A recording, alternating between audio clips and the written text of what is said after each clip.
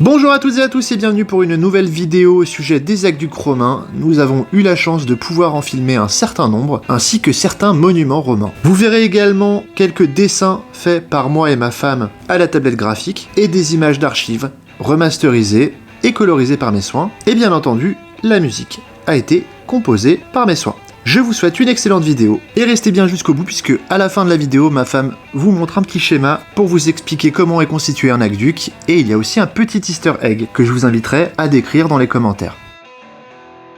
Les aqueducs romains, avec leurs arches majestueuses et leur solidité impressionnante, sont des joyaux d'ingénierie antique encore admirés aujourd'hui, bien que les Romains n'aient pas inventé le principe de l'aqueduc, comme bien souvent ils l'ont copié à une autre civilisation. En tout cas, ils l'ont porté à un niveau de sophistication qui a révolutionné la vie urbaine de leur époque. Ces infrastructures n'étaient pas seulement essentielles pour approvisionner les grandes villes en eau potable, mais elles jouaient également un rôle clé dans l'irrigation des terres agricoles et l'alimentation des thermes, tant publics que privés. En s'intéressant à la construction de ces aqueducs, à leur importance sociale et politique et à leur impact durable, on plonge dans l'un des aspects les plus fascinants de l'ingéniosité romaine. À l'époque romaine, l'eau n'était pas seulement une ressource essentielle pour la survie quotidienne, elle représentait aussi le prestige, la richesse et le pouvoir. Avoir un accès constant à une eau propre et en abondance était non seulement une nécessité pour boire, cuisiner, se laver, mais c'était également un moteur de prospérité économique. Les Romains, avec leur maîtrise de l'ingénierie hydraulique, étaient capables de manipuler l'eau et de l'amener là où elle était la plus nécessaire. Le développement urbain, facteur essentiel de l'expansion de l'Empire, a rendu la question de l'approvisionnement en eau de plus en plus cruciale. Plus les villes croissaient, plus l'approvisionnement devait répondre à des besoins toujours plus importants. Les puits et les sources locales ne suffisaient plus pour subvenir à la demande, notamment dans les grandes métropoles. Les aqueducs devinrent ainsi la solution indispensable pour capter l'eau de sources éloignées, parfois à des dizaines de kilomètres des villes, et l'ampleur de cette réalisation est impressionnante puisqu'à Rome, l'ensemble des aqueducs fournissait quotidiennement des centaines de millions de litres d'eau. Construire un aqueduc romain nécessitait une précision technique et une organisation logistique impressionnante. Le processus débutait par l'identification d'une source d'eau fiable et de bonne qualité, souvent une rivière ou une source naturelle en altitude, et ce choix était essentiel car toute l'infrastructure reposait sur le principe de la gravité pour acheminer l'eau, parfois sur des dizaines de kilomètres. Maintenir une pente douce mais continue tout au long du parcours, souvent comprise entre 0,1% et 1%, était l'un des défis majeurs. Cette faible inclinaison permettait à l'eau de s'écouler naturellement tout en évitant à la fois la stagnation et la vitesse excessive qui aurait pu endommager les canaux. Une erreur minime dans les calculs de la pente aurait pu compromettre l'ensemble du système. Donc on va se poser la question de comment ils ont pu faire un truc pareil. Eh bien en fonction du relief, différentes techniques étaient employées. Dans les zones montagneuses, des tunnels pouvaient être creusés à travers la roche, une tâche titanesque réalisée à l'aide de marteaux et de ciseaux en fer. Dans les vallées ou les zones plates, les ingénieurs construisaient des ponts, souvent sur des arcades majestueuses, pour soutenir les conduits d'eau. Le pont du Gard, situé en France, en est l'un des exemples les plus connus. Ce chef-d'œuvre architectural, avec ses 3 niveaux d'arc, transportait l'eau sur plus de 50 km jusqu'à Nîmes. Ces ouvrages, au-delà de leur utilité pratique, étaient également des monuments qui symbolisaient la puissance de Rome.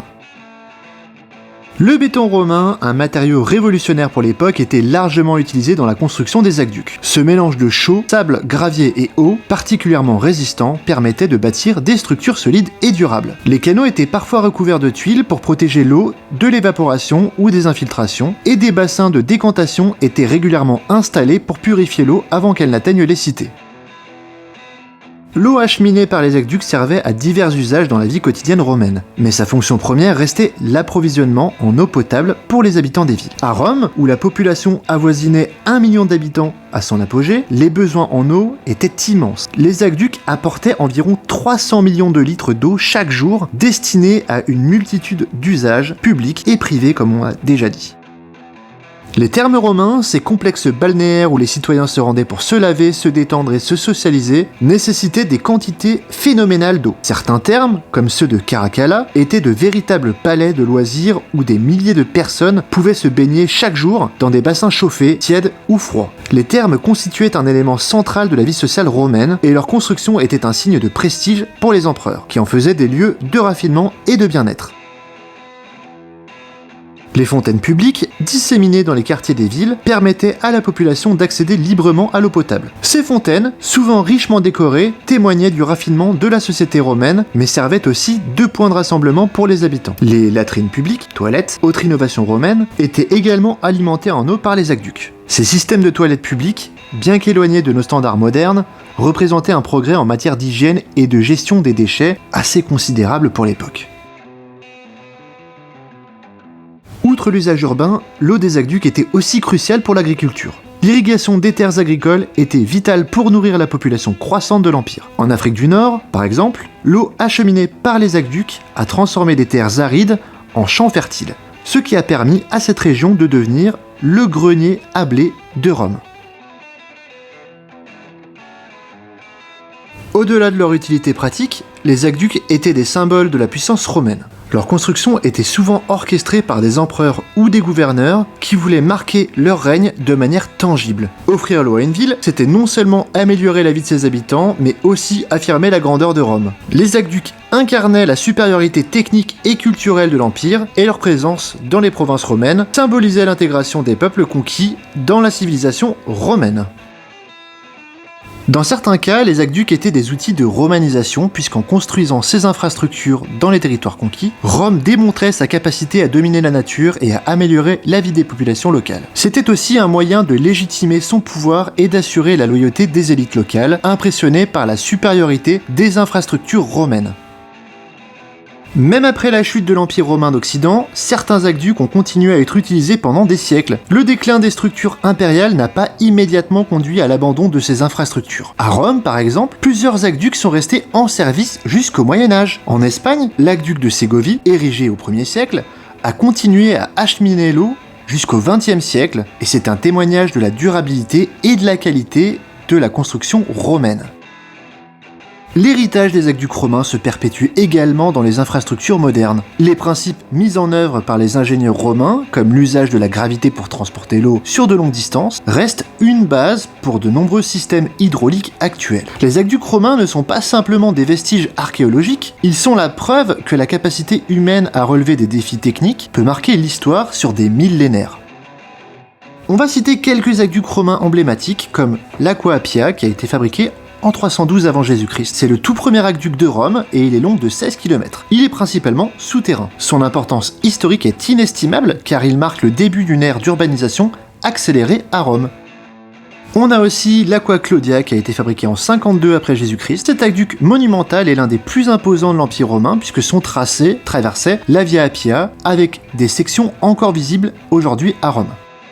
On a aussi le pont du Gard en France, dont on a déjà parlé, qui est peut-être le plus célèbre de tous, puisque cet aqueduc majestueux, avec ses 3 niveaux d'arc, s'élève à 50 mètres au-dessus de la rivière Gardon et transportait l'eau sur 50 km jusqu'à Nîmes. On a aussi l'aqueduc de Ségovie en Espagne, qui est construit au 1er siècle. Cet aqueduc impressionnant est encore visible aujourd'hui avec ses 128 arches, et reste l'un des mieux conservés au monde.